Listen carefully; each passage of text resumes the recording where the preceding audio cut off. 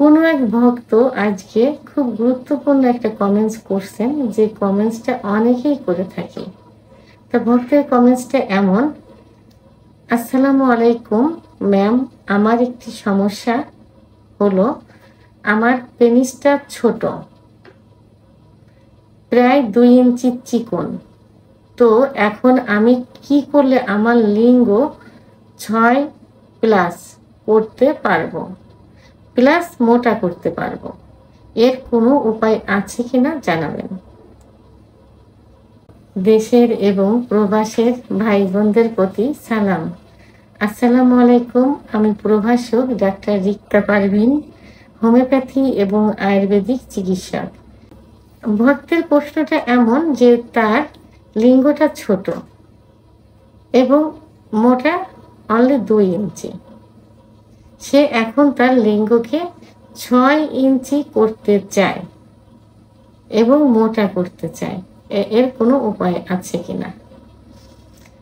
এই প্রশ্ন শুধু আমার ভক্তের না, শুধু এই ভক্তের না, আমার অসংখ্য ভক্তের একই প্রশ্ন। সে কম বয়সেরই হোক, আর মধ্যবয়সী হোক এবং বৃদ্ধ হোক, সবারই একটা মনের সুপ্ত বাসনা যে তাদের লিঙ্গ তারা বড় করবে, মোটা করবে। কিন্তু আমি বলবো যে আল্লাহ তাআলা যেভাবে সৃষ্টি করেছেন তার বাইরে কখনোই কিছু করা সম্ভব না। পুরুষের যৌবন শুরু হয় 12 থেকে 13 বছর বয়সে। তো এখানে 14 থেকে 18 বছর বয়স পর্যন্ত লিঙ্গ বড় হয়, 18 থেকে 25 বছর বয়স পর্যন্ত লিঙ্গ মোটা হয়। এর মধ্যে যেটা হবে এটাই সীমাবদ্ধ থাকবে, এর বাইরে কখনোই কিছু করা যাবে না। কিন্তু এর মধ্যে যদি কেউ যৌন অত্যাচার করে, অর্থাৎ হস্তমৈথুন, অতিরিক্ত হস্তমৈথুন, বিছানায় ঘর্ষণ, স্বপ্নদোষ, অতিরিক্ত যৌন মিলন অথবা আঘাতের কারণে, যে কারণেই হোক না কেন, যদি এই সময়টাতে বাধা দেয়, যে লিঙ্গ বড় হওয়ার সময়টাতে যদি এই কাজগুলো করে থাকে, তাহলে কিন্তু লিঙ্গ আর বড় হবে না, মোটাও হবে না। তাহলে এই সময় এই কাজগুলো থেকে দূরে থাকতে হবে। তাহলে আপনার বডি স্ট্রাকচারের সঙ্গে অ্যাডজাস্ট করে লিঙ্গ এমনি ঠিক হয়ে যাবে, তার অনুযায়ী সেটা বড় হবে এবং লম্বা হবে।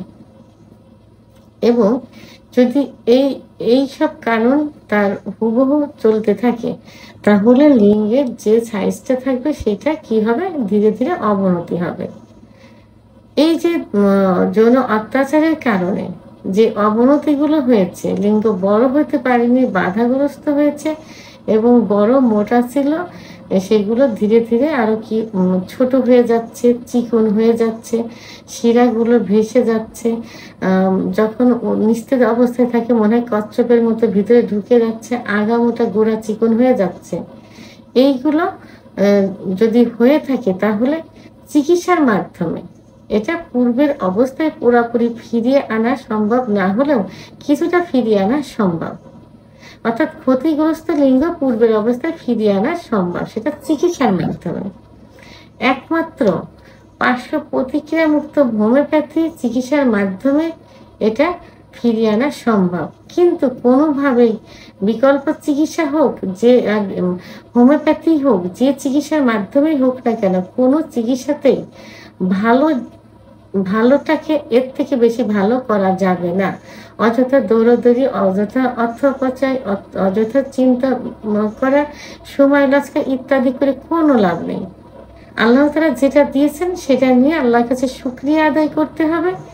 এবং যদি নষ্ট হয়ে থাকে তাহলে নষ্ট কেন হলো সেই কারণগুলো বাদ দিয়ে চিকিৎসা নিতে হবে। পুরাপুরি পূর্বের অবস্থায় ফিরে না আসলে অনেকটা পূর্বের অবস্থায় ফিরে আসবে ইনশাআল্লাহ। ভিডিওটি সম্পর্কে যদি কোনো মতামত থেকে থাকে অবশ্যই কমেন্টসের মাধ্যমে জানাবেন। আর ভিডিওটি ভালো লাগলে লাইক, কমেন্ট, সাবস্ক্রাইব করে আমার সঙ্গে থাকুন। আল্লাহ হাফেজ।